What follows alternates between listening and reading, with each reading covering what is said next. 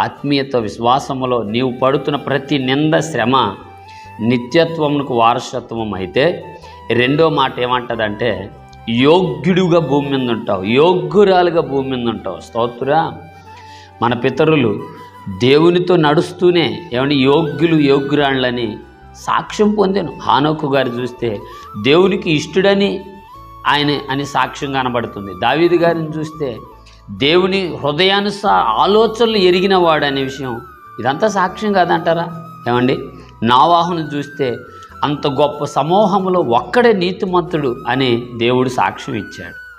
ఈ శ్రమల ద్వారా, ఈ ఇబ్బందుల ద్వారా ఈరోజు నీకు సమృద్ధి లేకపోవచ్చు, బట్టలు కూడా ఉండకపోవచ్చు, సరిగా ఏదో ఉన్నట్టే అలా సర్దుకొని నీ జీవితం ఉండొచ్చు. అయితే వాక్యం మాట్లాడుతుంది, పరిశుద్ధాత్ముడు చెప్తున్నాడు, నీవు యోగ్యురాలుగా ఎంచబడుతున్నావట దీని